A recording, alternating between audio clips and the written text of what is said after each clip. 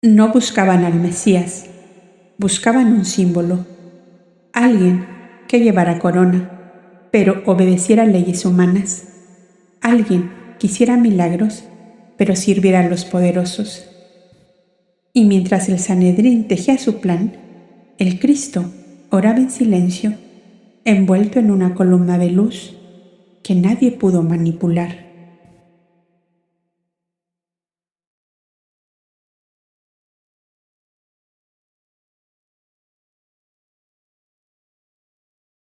Bienvenidos a Voces de la Biblioteca Upasica. Soy Silvia Martínez y aquí las palabras despiertan memorias antiguas. Exploramos sabiduría ancestral, luz interior y mensajes para el alma.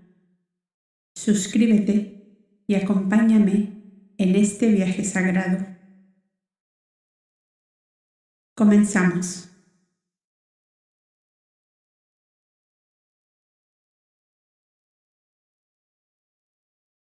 El Sanedrín busca un Mesías.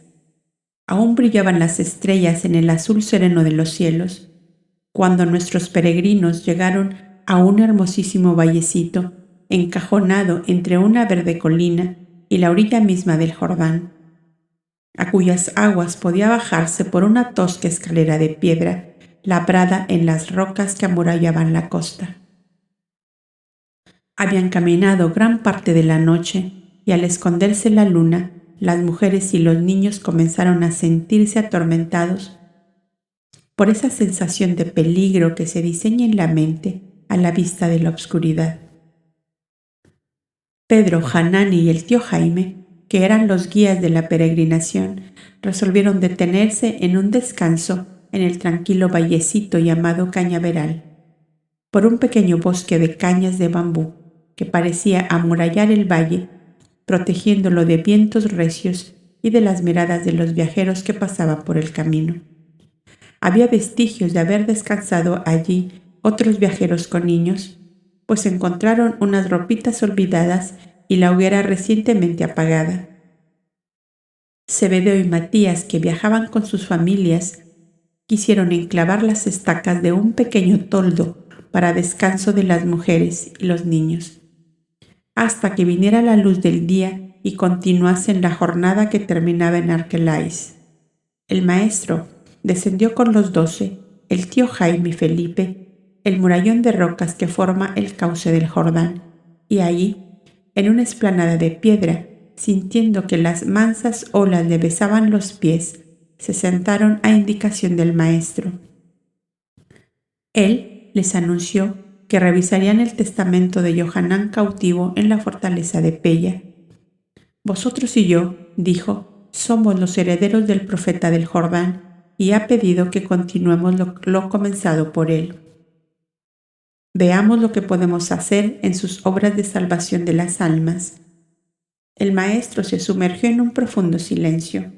A los pocos minutos, Juan, Zebeo, Felipe el joven y Felipe el apóstol comenzaron a percibir que la cabeza del maestro se rodeaba de una aureola de luz dorada que fue extendiéndose alrededor de su cuerpo, semi-recostado entre el césped y hierbas que cubrían las rocas.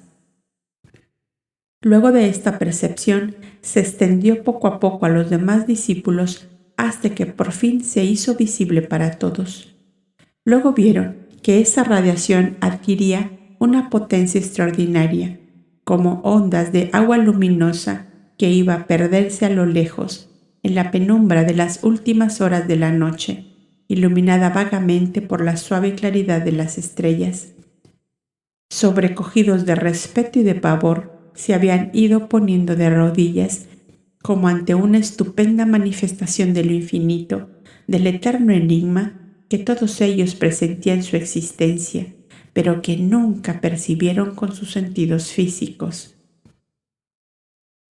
La radiación que rodeaba el cuerpo del maestro fue condensándose hacia la parte superior, y de su pecho y su cabeza levemente inclinada hacia el hombro izquierdo vieron levantarse como una columna de niebla luminosa que iba a perderse en el éter azul, salpicado de estrellas. Nunca pudieron los discípulos precisar el tiempo que duró aquella muda manifestación del contacto del alma del Cristo con la divinidad. Habían sido tan intensamente felices mientras ella duró que no fueron dueños de medir el tiempo. Poco a poco, las radiaciones fueron esfumándose y el maestro volvió en sí de la profunda meditación en que se había sumergido. Pedro fue, con su elocuente espontaneidad, el primero que comunicó al maestro lo que percibieron en torno a él cuando se quedó dormido. No dormía, les dijo, sino que oraba. Durante el viaje no pude hacerlo por la natural preocupación de la mente, absorta en las incidencias que van sucediéndose en el camino. Pero lo necesitaba tanto mi alma cautiva en la materia, que llegado a este lugar de quietud, me vi obligado a dejarla escaparse al seno del Padre que es amor. Pero esto no os debe causar temor alguno, pues en toda oración intensamente sentida ocurre lo mismo. Los ángeles del Señor, encargados de cooperar a la iluminación de las almas destinadas a conducir a la sabiduría a otras almas, habrán obrado dentro de la ley lo que es posible realizar para que las verdades divinas sean conocidas de aquellos que las buscan y con ferviente corazón las desean. Para que nuestra alma se sumerja en Dios, no necesitamos postrarnos con el rostro en tierra, ni encerrarnos bajo las bóvedas de un templo, ni vestir sayo de penitencia con cilicios y ayunos.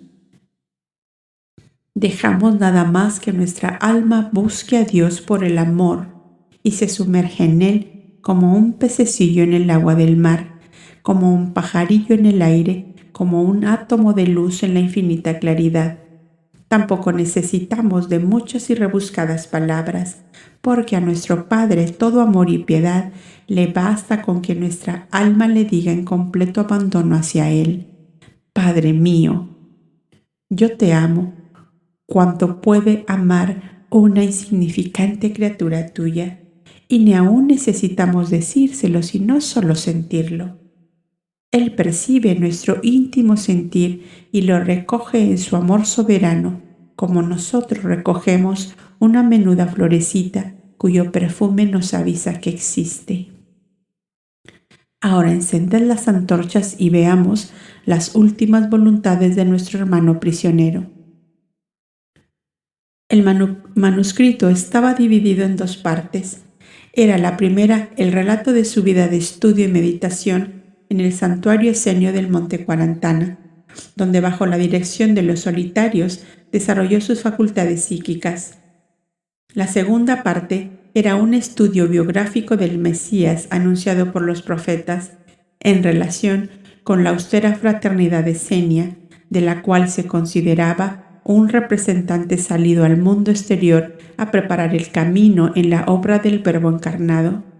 Aparte, se veía una simple hoja de pergamino en que estaban escritas las señas de los lugares, sitios y personas que retenía sometidas a ciertos métodos y ejercicios curativos de los cuerpos y de las almas enfermas, como los esenios llamaban a los delincuentes perseguidos por la justicia humana, que ellos ocultaban en las grutas de las montañas hasta conseguir su regeneración y poder entonces solicitar su indulto.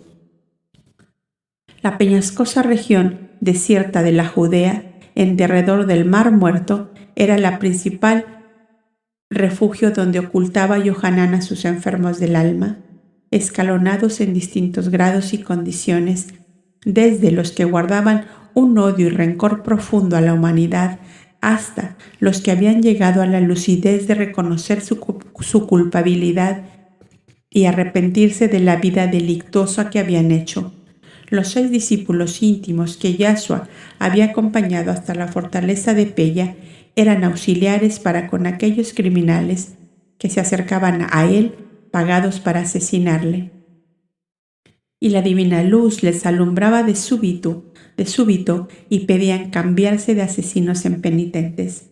¿Cómo no habían de ser grandes los discípulos de Johanán si estaban templados a fuego y purificados en el crisol del amor?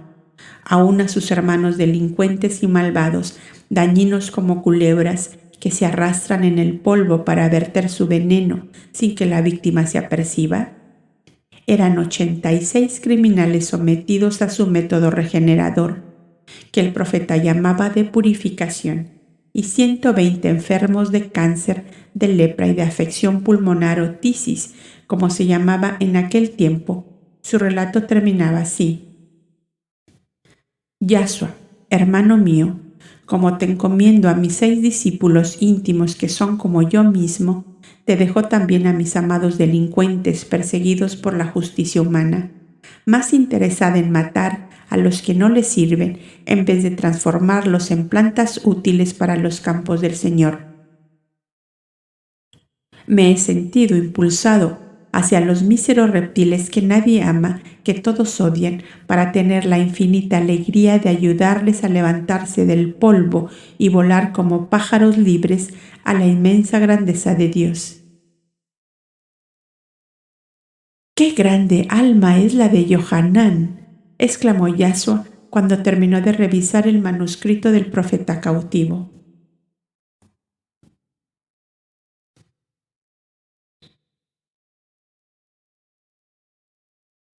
Poco después continuaban el viaje hasta Arquelais, donde algunos antiguos amigos se unieron a nuestros peregrinos, y de unos a otros corría el rumor de que el Mesías estaba entre el pueblo de Israel, que acaso todos le verían en las grandes fiestas que iban a realizarse en Jerusalén. Luego, en Paseelis y Jericó, el vago rumor resonaba más alto, y todos comentaban que jamás se vio en el país afluir tanta concurrencia de gentes a la ciudad de los reyes. De los rumores se formaron comentarios y suposiciones que poco a poco fueron tomando aspecto de realidades.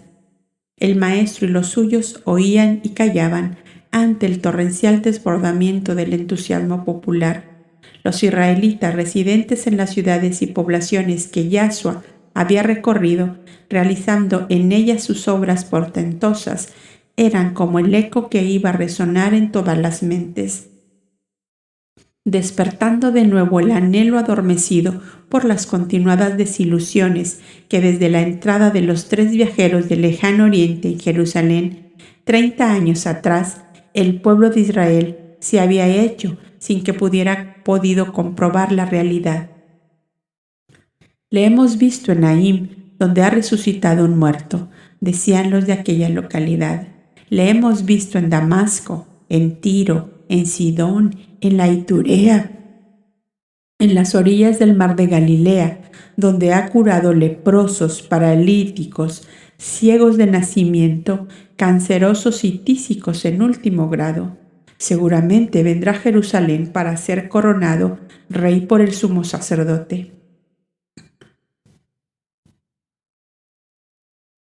Y ahí podremos verle todos, postrarnos a sus pies y pedirle que remedie todos nuestros dolores, que extermine a la raza maldita del idumeo que ha profanado nuestro templo, pisoteado nuestras leyes y robado las vestiduras pontificales y los vasos sagrados, que fulmine con su poder a los orgullosos romanos que pasean sus águilas y sus estandartes por donde suele flotar el viento del divino aliento de Jehová. El maestro se dio perfecta cuenta del estado efervescente en que se encontraba el pueblo amontonado a las puertas de la ciudad, cuya amplitud parecía no poder dar cabida a esas oleadas humanas que llegaban en numerosos grupos de peregrinos venidos de todos los rincones del país y aún de muchas regiones más allá de los límites de Palestina. El numeroso pueblo de Israel, incontable como las arenas del mar, sería la promesa divina al patriarca Abraham. Se hallaba diseminado en Siria, Arabia, Egipto e Idumea, igualmente que en las islas y costas del Mediterráneo. Y los rumores de la presencia del Mesías en aquella Pascua de gloria atrajo tan numerosa concurrencia que las plazas y calles de la ciudad, los flancos de sus cerros, sus barrancos, valles y colinas, todo se vio cubierto de tiendas de vistosos colores y hasta fuera de las murallas los peregrinos se escalonaban en las alturas a lo largo de todos los caminos que convergían a las puertas de la dorada capital. Los discípulos del Maestro que tenían parientes o amigos se dispersaron buscando hospedaje en aquellos modestos hogares. Los que a nadie tenían se refugiaron en el local de la Santa Alianza. Yashua y sus familiares se hospedaron según costumbre en la casa de la viuda Lía y otros en el hogar de José de Arimatea, el gran amigo del justo Yosef. A la siguiente mañana, el maestro recibía la visita de sus amigos de Jerusalén, que le informaron de la presencia del príncipe Melchor, de Filón, el maestro de Alejandría, del Shif Hilderín, con los principales hombres del desierto de Arabia, del Sheikh Buyabén, padre de nuestro amigo el Haj Ben Faki, los que venían representando a la reina Selene, soberana del pueblo tuareg, relegado a los peñascales del desierto del Sahara desde la destrucción de Cartago. Guardando la severa consigna del secreto más profundo, todos acudían a aquella Pascua en la dorada Jerusalén de los Reyes por lo que pudiera suceder. ¿Qué era? Preguntamos nosotros, lo que podía suceder. Todos soñaban con el reinado de la justicia predicho por los profetas. Y este gran sueño, como una visión magnífica, se iba engarzando con los fulgores de amatista en todas las almas poseedoras del gran secreto. El Mesías está entre el pueblo de Israel. Nadie sabía la hora de la proclamación gloriosa. Todos ignoraban qué sol sería el que alumbrase el júbilo de Israel. Pero llegaría, no podía dudarse, porque sería pecar contra los profetas de Jehová. Los insistentes rumores habían traspasado las doradas puertas de los atrios sagrados y el alto clero judío se preguntaba: ¿de dónde ha brotado ese hilillo de agua rumorosa que se va ensanchando como un torrente y el Sanedrín nada sabe? Y las grandes y nobles familias sacerdotales no tienen persona alguna entre ellas que pueda dar origen a tales rumores. Caifás, que hacía poco tiempo había subido al solio pontifical, se decía a sí mismo: si acaso me tocara a mí la gloria de coronar al Mesías, rey de Israel, en tal caso yo seré su ministro, su guía, su consultor, pues él será un parvulito, un adolescente acaso que necesitará quien alumbre sus pasos. ¿Y quién mejor que el sumo sacerdote de Jehová, su representante, el legado supremo de su autoridad y sus derechos divinos? El anciano Hanán, su suegro, austero doctor de la vieja escuela, afilaba también sus armas para sacar provecho del advenimiento del Mesías, caso de ser ciertos los rumores que desde algunos años antes persistían entre el pueblo. Por su notoria habilidad para manejar los enredadizos hilos de ambiciones que chocaban entre sí, había obtenido una bien merecida superioridad entre sus numerosos colegas, y de allí que el supremo pontificado recaía siempre desde atrás, en él o en uno de sus hijos, yernos o parientes cercanos, lo cual daba el mismo resultado, o sea que el viejo Hanán era el verdadero pontífice rey, dueño de vidas y haciendas en el pueblo de Israel. Y en la proximidad de las grandes fiestas religiosas cundía entre el alto clero la misma alarma: ¿aparecerá por fin el Mesías? Y sin saber por qué, tal hecho les producía un temor y un pánico inexplicable. Los capítulos 2 y 3 del profeta Malaquías les espantaban como el rugido de un dragón en la oscuridad. Ahora pues, oh sacerdotes, a vosotros es este mandamiento: si no acordaréis dar gloria a mi nombre, enviaré maldición sobre vosotros y maldeciré vuestras bendiciones, porque no me ponéis en vuestro corazón. He aquí que envío mi mensajero, el cual preparará el camino delante de mí. Y luego vendrá a su templo el Señor, a quien vosotros buscáis, y el ángel del pacto, a quien deseáis. ¿Y quién podrá estar ante él cuando él se mostrará? Porque él es como fuego purificador y como jabón de lavadores. Y sentarse ha para afinar y limpiar la plata, porque limpiará a los hijos de Leví, los afinará como a oro, para que puedan presentar a Jehová la ofrenda de justicia. Estas terribles palabras del profeta Malaquías a los sacerdotes de Israel resonaban como truenos cargados de relámpagos en el templo y entre el Sanedrín cada vez que los rumores populares les obligaban a pensar en el momento en que el Mesías de Jehová traspusiera las doradas puertas del templo de Jerusalén.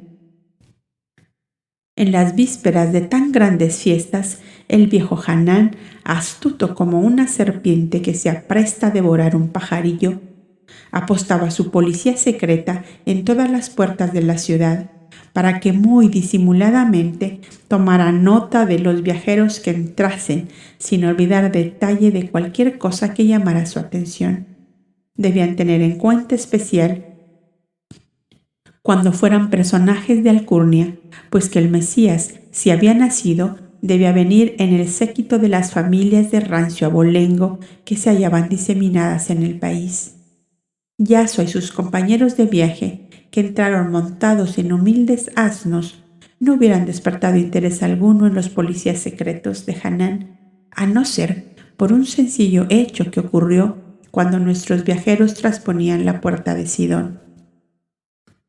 A cierta distancia fuera de la muralla se encontraba un grupo de 6 leprosos encubiertos según costumbre, que en la extremidad de una caña tenían un bolso atado para recibir las limosnas que los viajeros quisieran darles. El maestro los vio y dirigiendo hacia ellos su cabalgadura les dijo: «El mejor donativo que os puedo dar es la salud. Si creéis en Dios Todopoderoso, creemos, profeta, creemos», fue el grito unánime de los infelices. «En nombre de Dios, Padre de toda vida, os digo, sed sanos y alabad al Señor en unión con todos vuestros hermanos». Y tirando de las mantas que les cubrían, dijo: «Lavaos en la piscina de Siloé y vestíos de limpio para presentaros al sacerdote como manda la ley». Algunos de los compañeros se acercaron a los enfermos para dejar dinero en el bolsillo a fin de que pudieran comprarse las ropas necesarias. El policía de Hanán, que estaba ante la puerta en observación de los viajeros, vio este hecho que llamó naturalmente su atención. ¿Quién era ese hombre joven, hermoso, cuya austera dignidad le asemejaba a un rey? Debía ser un mago o un profeta, por cuanto pretendía curar a los leprosos, a los cuales vio salir corriendo entre gritos de júbilo hacia la piscina de Siloé, allí cercana. Vio que le acompañaban hombres y mujeres vestidos modestamente, y esto hizo que diera muy escasa importancia al hecho.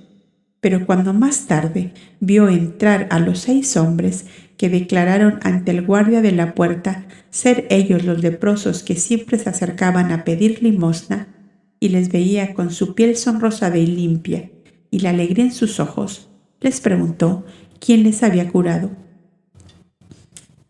«No sabemos», le contestaron. «Entre unos viajeros que venían por el camino de Jericó estaba un profeta que nos dijo: sed curados en nombre de Dios. Ahora déjanos pasar, que vamos al templo para que el sacerdote nos dé su visto bueno y podamos celebrar la Pascua con los demás».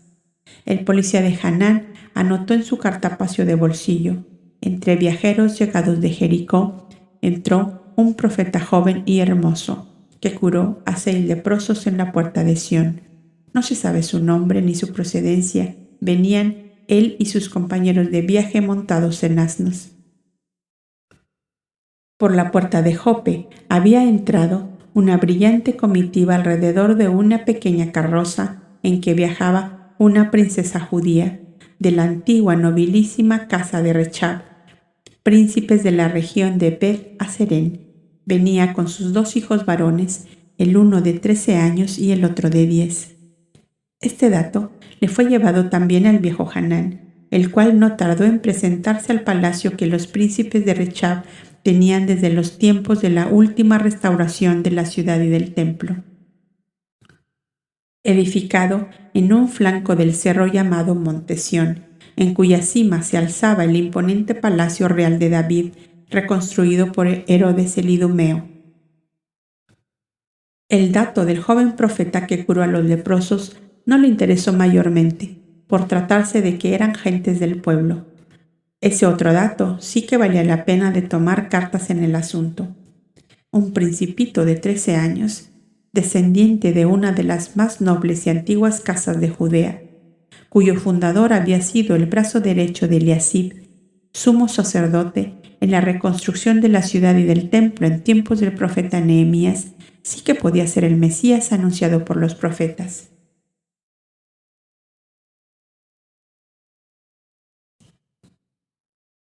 Hizo de inmediato que su yerno Caifás, sumo sacerdote, pusiera en movimiento el conjunto de escribas de servicio en el Sanedrín para buscar en genealogías de las casas nobles de Judea si por alguna rama lateral, paterna o materna, aquel niño descendía de la sangre real de David, conforme estaba anunciado.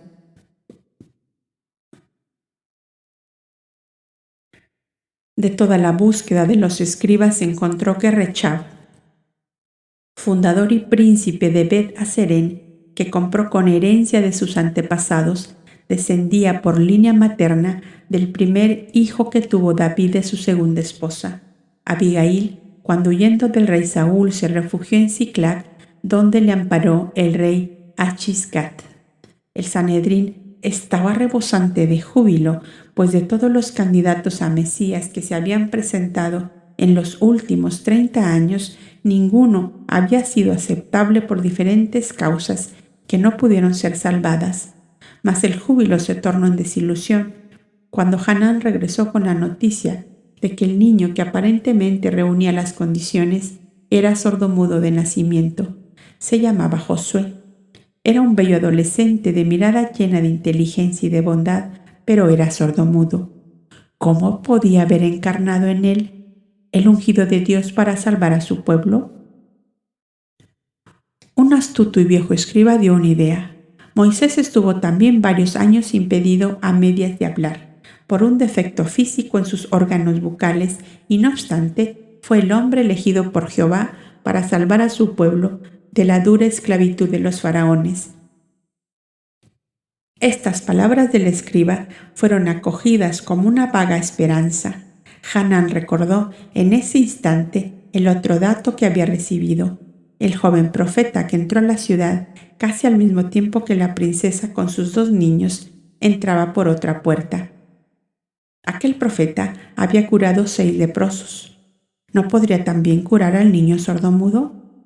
Mas, ¿cómo encontrar al taumaturgo entre la enorme multitud de gentes llegadas de todo el país y aún de otros países vecinos?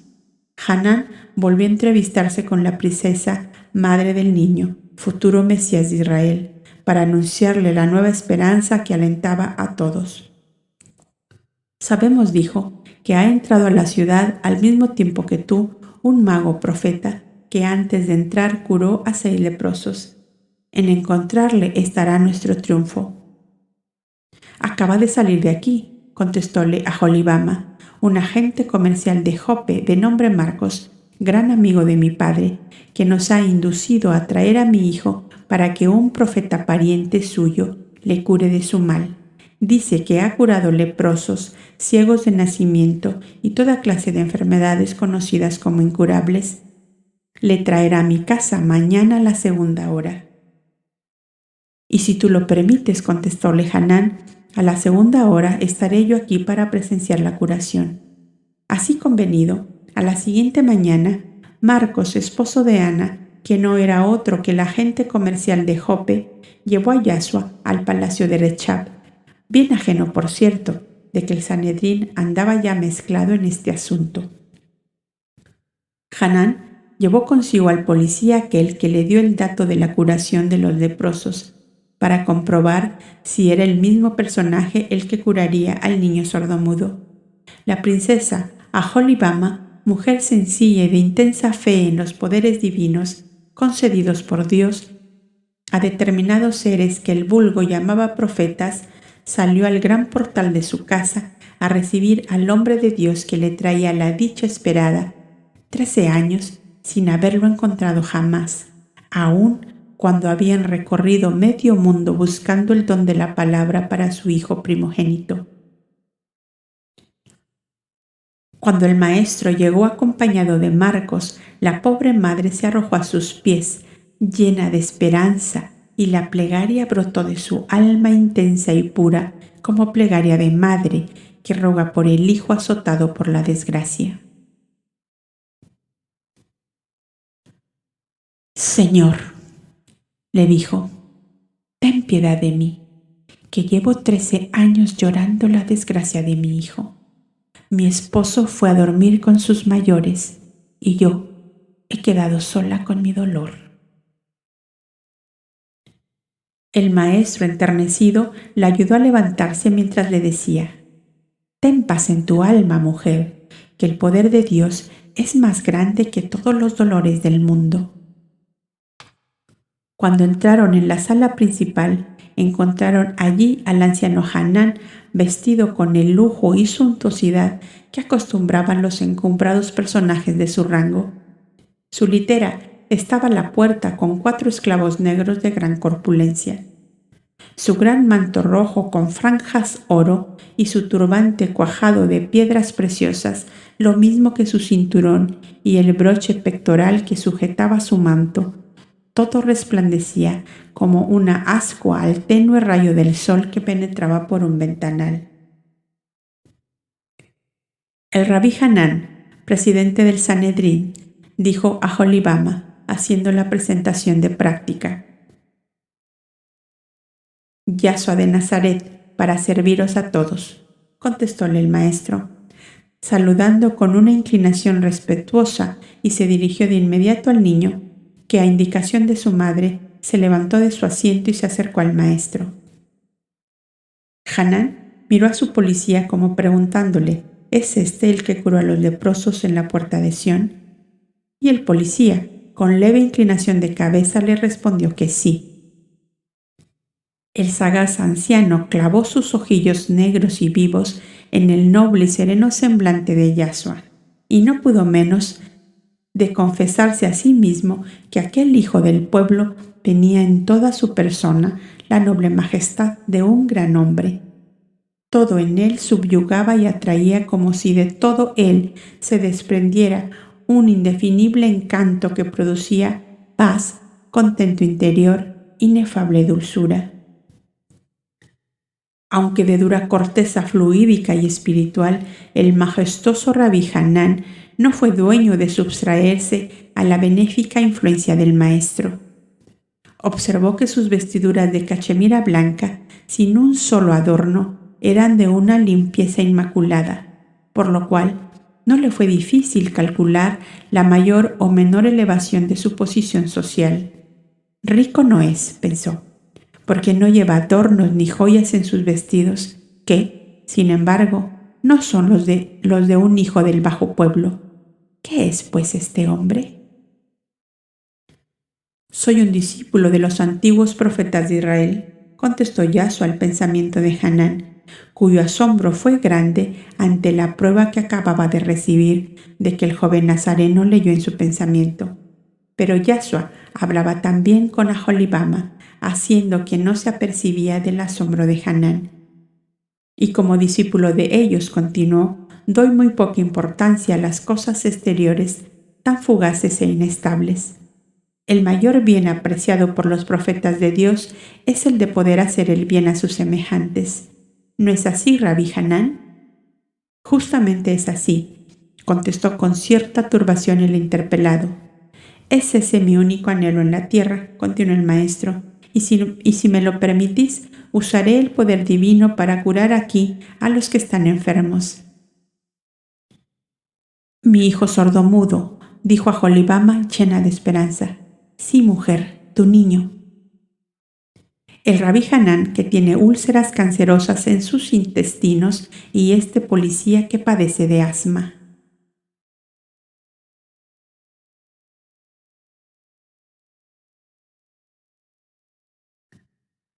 Todos se miraron unos a otros sin encontrar palabras para contestar. Pues si este no es un profeta de buena ley, que venga Jehová y lo diga, pensó el policía.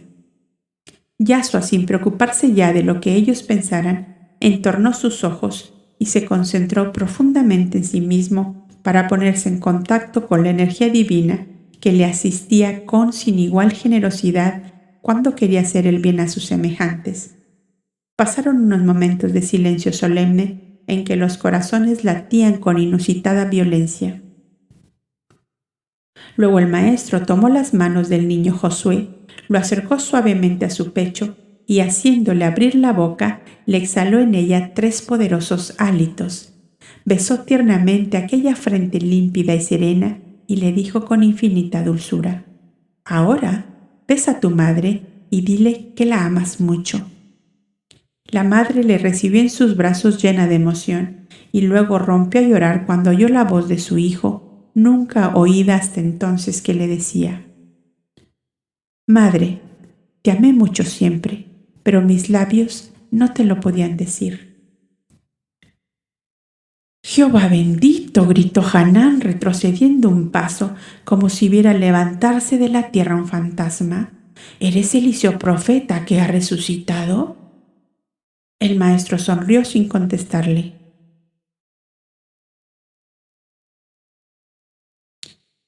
«Rabí Hanán», exclamó después, «en nombre de Dios omnipotente, quiero que sea sano tu cuerpo y que Él llene tu corazón de piedad y misericordia, de sabiduría y de justicia, para que seas en Israel lo que Él quiere que seas».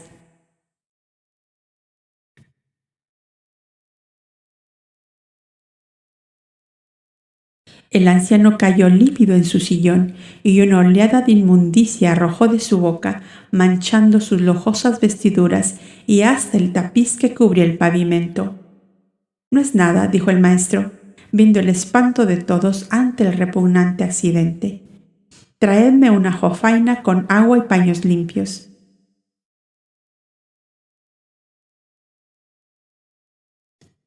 Aholibama llamó y unas criadas trajeron lo que el maestro había pedido. «La divina energía ha extraído la inmundicia que corroía tus entrañas, Rabí Hanán», dijo, mientras mojaba los paños y le limpiaba la barba, el pecho y las manos.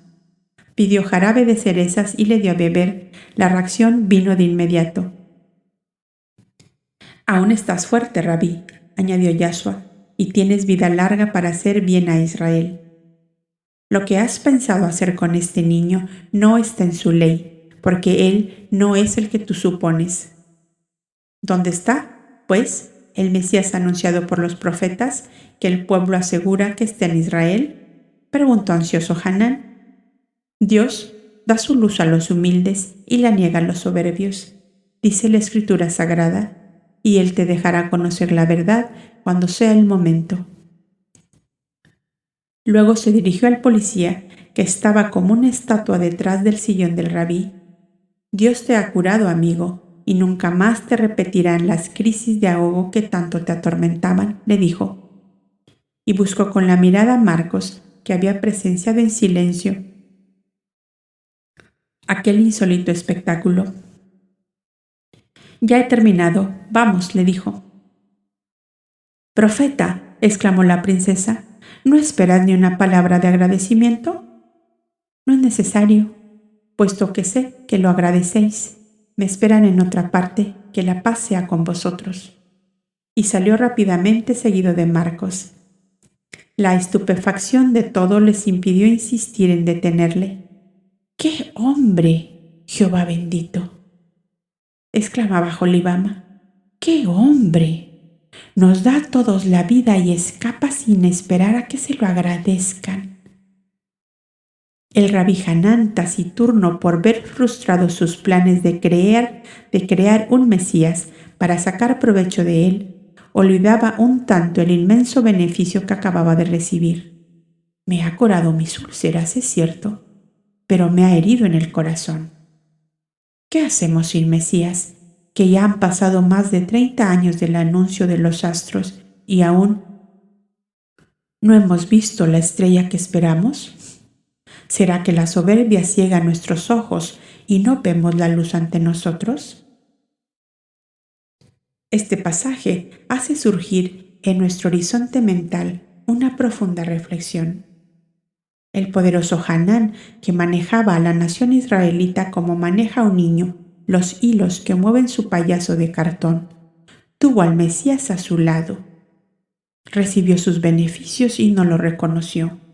Más aún, poco tiempo después, fue el alma negra y traidora que le hizo condenar a muerte, porque el hombre justo que le había hecho bien y lo había derramado sobre todo el pueblo y comarcas del Mediterráneo, contestaba a su conjuro satánico: en nombre de Dios te conjuro que nos digas la verdad. ¿Eres tú el Mesías, el Verbo de Dios, o debemos esperar otro? Yo soy, contestó el maestro, y por aquel yo soy que le obligaron a decir, fue condenado a la infame muerte que se daba a los esclavos rebeldes. La soberbia cegó a los magnates de Israel y no vieron la luz encendida en su propio camino. Sin preocuparse más, el maestro de este incidente se dirigió con Marcos a casa de sus amigos, la familia de Itamar, donde era ansiosamente esperado. Allí, como en todas las casas, grandes o pequeñas, a la proximidad de la Pascua, se encontraban atestadas de peregrinos. Y así fue que Yahshua encontró el viejo y severo palacio de Itamar convertido en una verdadera hospedería. El Sheikh Buyabén, padre de Faki, el príncipe Melchor de Joreb, el maestro Filón de Alejandría, el Shif Hilderín de Bosra, con 3 jefes del desierto de Arabia, y Marcos con Ana, su esposa. Era un selecto conjunto de viajeros que ponía loco de felicidad al viejo Simónides, administrador de la colosal fortuna que, según él, estaba destinada a establecer sobre bases sólidas el nuevo reino de Israel. Todos ellos no hablaban de otra cosa sino de la esperanza que florecía en todos los corazones de que en aquella Pascua debían verse cumplidos sus anhelos. Noemí, la virtuosa ama de casa, con sus hijas Tirsa y Nebai, Masabad, madre de esta, preparaban un gran festín a Yahshua, que sobrepasaba a cuantos habían hecho hasta entonces para él. Simónides con Judá y Faki estaban completamente absorbidos por la organización de los adherentes de la Santa Alianza, que habían acudido a centenares de todas las regiones de la Palestina, y aunque muchos tenían parientes o amigos en la capital, para todos aquellos que a nadie tenían, debieron preparar alojamiento levantando tiendas en cuanto terreno baldío encontraron en la vieja ciudad de los reyes. Ya hemos dicho que la superficie de Jerusalén era completamente desigual, pues se había edificado sobre los cerros, barrancones y valles, encajonados en forma que muy pocas eran sus calles por donde se pudiera caminar 200 pasos sin cambiar de dirección.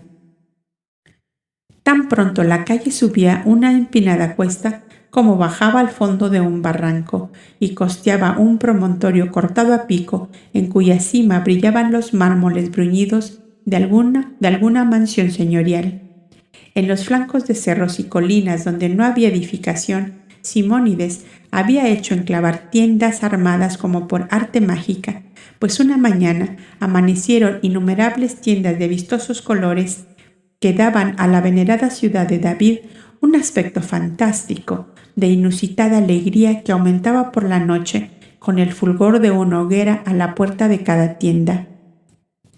Jerusalén era, pues, un hormiguero humano, un formidable concierto de voces, cantos al son de cítaras, laúdes, flautas y tamboriles. La noche del festín, que en el palacio de Itamar se realizaría en homenaje al profeta nazareno, dos hombres contemplaban la bulliciosa alegría de la ciudad. Yashua, sobre la terraza del tercer piso de la casa de Itamar, que era el pabellón de verano, y el Rabí Hanán en las terrazas del templo sumido en penumbras. Nuestro asiduo lector, que ha venido siguiéndonos paso a paso en el estudio de los acontecimientos y de los personajes que actuaron en ellos, habrá comprendido seguramente que le llevamos ahora a un parangón entre aquellos dos hombres que contemplaban silenciosos a Jerusalén: Yashua, encarnación del bien y del amor, y Hanán, el egoísmo y la falsedad encarnados. ¡Qué oportunidad más brillante!, pensaba Hanán, para proclamar al niño Josué como Mesías de Israel, en estos momentos en que el fervor de la esperanza pone fiebre en todos los corazones.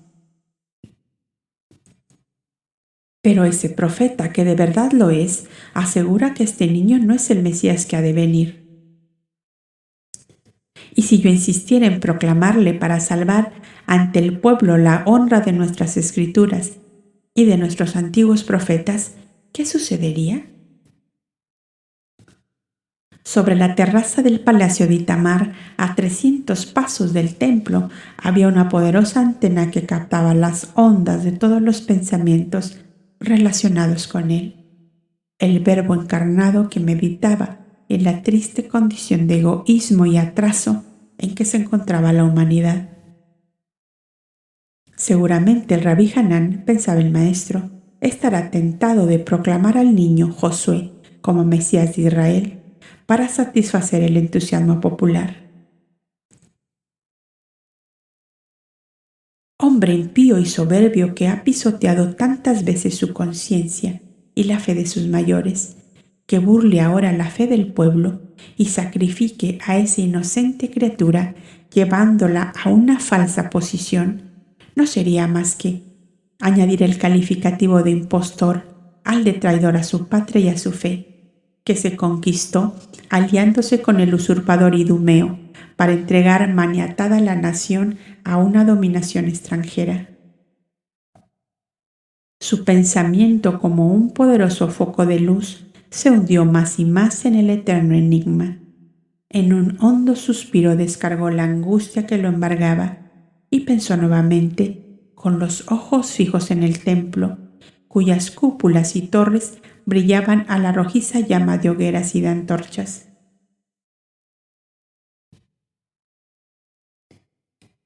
Menfi, mal consejero y ministro impío del faraón, que puso angustia al corazón de Moisés, otra vez te interpones en el camino de la luz. Pereciste como un lagarto ahogado bajo las olas del mar Bermejo. Tu pecado 100 veces repetido, endurecido tu corazón, y esta vez serás un monstruo de falsedad y de ingratitud, que te llevará a ser arrastrado por estas mismas calles rebosantes de multitudes y por este mismo pueblo al cual miras como a un rebaño de esclavos. Alma desventurada, hecha de soberbia y de ambiciones, aún estás a tiempo de redimirte y de salvarte. ¿No será esta acaso la última oportunidad que la bondad divina te brinda para dejar tu sendero de crimen en las tinieblas y ver la luz que se puso en tu camino? Su pensamiento ligero y audaz como el vuelo de un águila se tendió a lo infinito, cofre gigantesco depositario de las eternas verdades que la incomprensión humana rechaza porque le deslumbran. Y con la lente del recuerdo vio en las negras profundidades del mar sereno, el Pacífico, un jefe pirata hundiendo el barco de Juno, el salvador de esclavos, un potentado de Bombay comprando asesinos que atravesaron con traidoras flechas el corazón de Krishna. Un pontífice rey de la olvidada Atlántida ofreciendo la copa de veneno a Antulio el filósofo luz, el defensor de los humildes, huérfanos y mendigos. ¡Desventurado!, exclamó Yashua cerrando sus ojos como negándose a ver más en aquel horrible camino de crimen y degradación. ¿Y aún quieres hundirte más? Rabbi Hanán, exclamó inmensamente, ten piedad de ti mismo, no adelantes otro paso más porque te espera el abismo.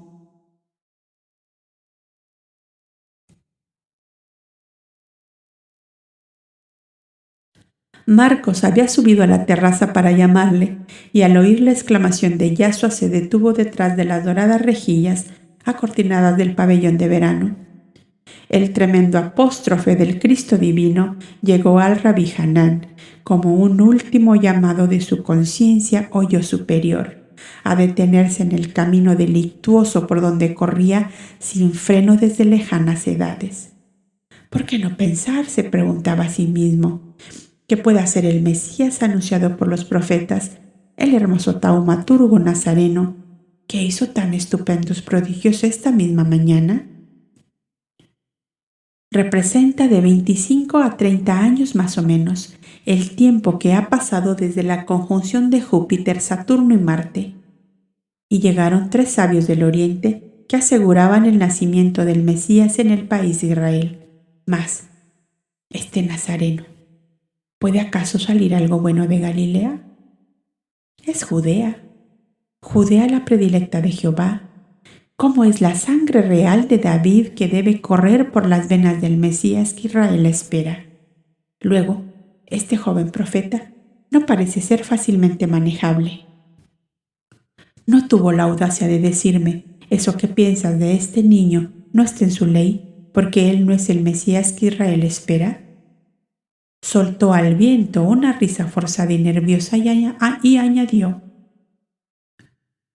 Profeta Nazareno, sigue curando lepra, úlceras, tisis y parálisis, resucita muertos, haz andar los esqueletos como el profeta Ezequiel, pero el Mesías de Israel lo tendré yo en mi mano como a un ruiseñor jovenzuelo para enseñarlo a cantar. Infeliz, 1000 veces infeliz, exclamó el maestro, doblando su cabeza como una flor marchita sobre sus manos cruzadas en la balaustrada de mármol que circundaba la terraza.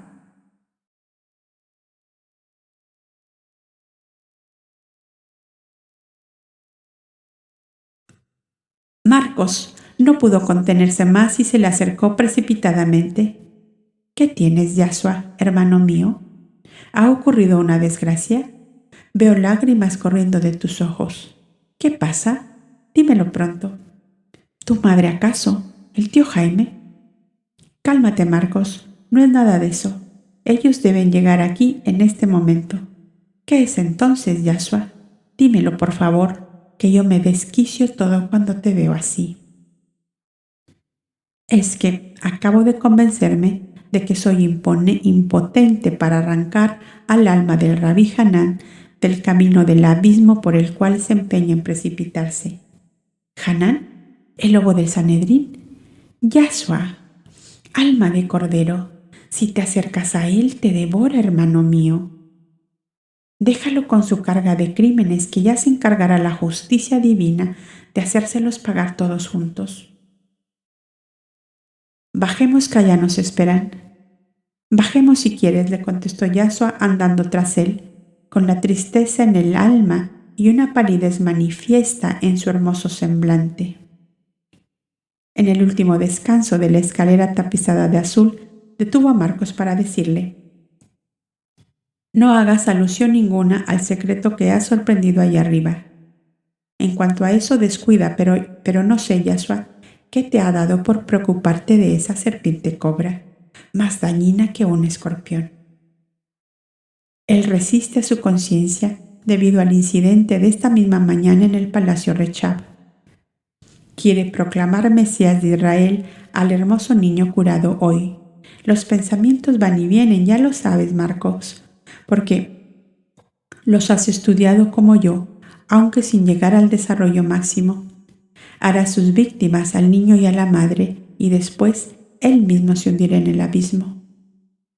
Yasua, Yasua, tú podías evitar todo esto, y no sé qué fuerza es la que lo impide, exclamó Marcos con tristeza. La voluntad suprema se cumplirá por encima de todas las cosas, dijo el maestro, ya sereno y dueño de sí mismo. Bajemos, Marcos. Al llegar al gran vestíbulo del cenáculo, se encontraron con el príncipe Judá que, trayendo a Miriam, entraba con el tío Jaime. Si no voy yo por ellos, no vienen. ¿Qué dices, Yashua? ¿Es que tú no les habías dicho que les esperábamos en el festín? Sí, lo dije, pero ya sabes que los dos son gotas gemelas y se retraen tímidamente de los grandes personajes. Tu casa, Judá mío, está lleno de magnates. Magnates con alma de golondrinas, que lo mismo se posan en las cornisas de un palacio que en el alero de una choza. Miriam y el tío Jaime sonreían. No era por los personajes de aquí, sino por miedo a cruzar la ciudad que está hecha una Babilonia, dijo Miriam. No me gusta así Jerusalén, añadió la dulce y austera madre del ungido de Dios. Se oyen gritos soeces, disputas de ebrios y se ven escenas indignas de la ciudad de los profetas. Estamos en la humanidad terrestre, madre, díjole Yashua, que hasta en las doradas cúpulas del templo sigue ostentando el infeliz estado de atraso en que se encuentra. Y de nuevo, la sombría figura del Rabí Hanán se cruzó por la mente de Yashua con los tintes trágicos de un demonio encarnado, del cual se encargaría pronto la divina justicia para hacer con él lo que el hortelano con la higuera estéril, reducirla a astillas y luego a cenizas que esparcen los vientos en todas direcciones.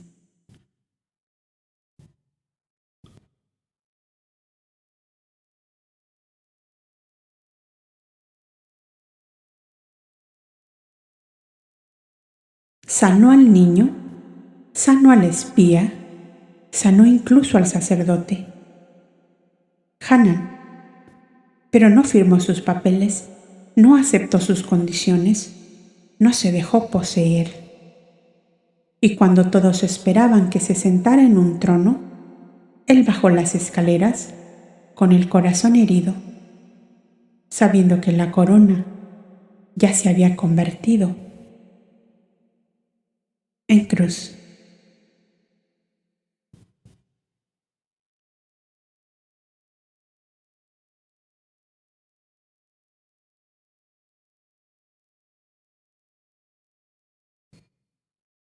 Correspondencias arqueológicas y tradicionales de este capítulo.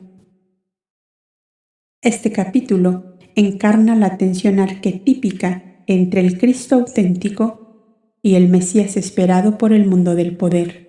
El Sanedrín representa el sistema del ego institucionalizado. No busca al Salvador, busca un instrumento. El niño noble y mudo que desean presentar como Mesías es símbolo del cuerpo sin verbo, del poder sin voz interior, del linaje sin propósito crístico. Su sordera representa la desconexión espiritual, su mudez, la incapacidad de profetizar. El Cristo le devuelve ambas cosas, lo restaura como alma, no como estandarte. La columna de luz que rodea a Yashua en el valle es la manifestación del estado de unidad con el Padre, no como espectáculo, sino como vibración elevada alcanzada por el amor puro. El Maestro no confronta con violencia, sana, revela y se retira. Desbarata la estrategia del Sanedrín sin romperla, como quien conoce la fragilidad de los egos disfrazados de sabiduría.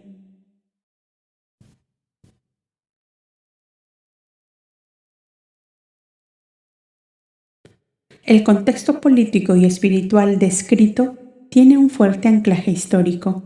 El pueblo judío vivía bajo dominio romano y esperaba un Mesías guerrero que restableciera la soberanía de Israel.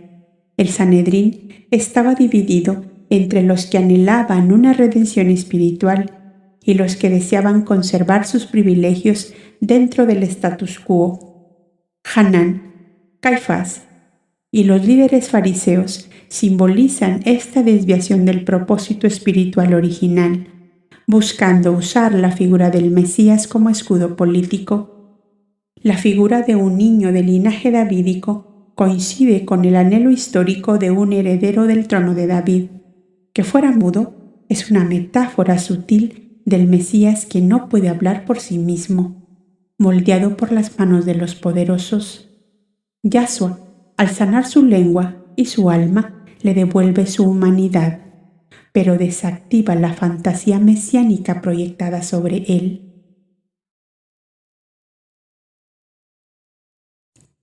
Puente con la historia sagrada. Este capítulo dialoga con las múltiples confusiones que, a lo largo de los siglos, han distorsionado la figura del Mesías. El Evangelio muestra cómo muchos esperaban un libertador político. Aquí, esa expectativa se revela como una trampa espiritual disfrazada de esperanza. Yahshua no rechaza al niño, ni al espía, ni siquiera a Hanán. Los sana a todos, pero deja claro que el reino no puede construirse desde la manipulación ni desde el ego espiritual institucionalizado. Su oración silenciosa por Hanán nos recuerda que el Cristo no excluye a nadie, pero no se deja poseer.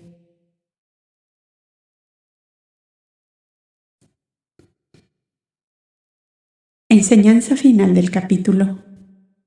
Este capítulo es una advertencia luminosa para todo tiempo. El Cristo no es el que encaja en los planes del mundo, es el que desarma las ilusiones, aunque eso duela. No vino a obedecer estructuras, vino a disolverlas desde dentro. ¿Y tú? ¿Qué esperas del Mesías? ¿Alguien que se ajuste a tu historia? ¿O alguien que te pida soltarla? Porque el reino no se alza con tronos ni decretos. El reino se enciende cuando el alma reconoce que no puede poseer la luz, solo dejarse abrazar por ella.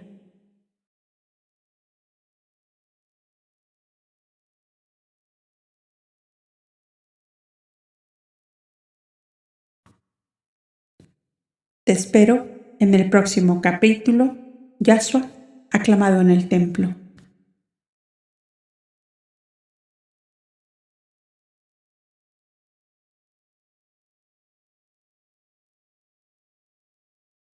Gracias por compartir este instante de alma. Suscríbete, activa la campanita y acompáñanos en cada episodio o cada capítulo o cada libro narrado aquí. Y si deseas ir más profundo, únete como miembro de este canal. Hay contenido exclusivo para quienes sienten el llamado. Y como recordaba Madame Blavatsky, la mentira baja estrepitosamente por un plano inclinado, mientras la verdad sube penosamente cuesta arriba.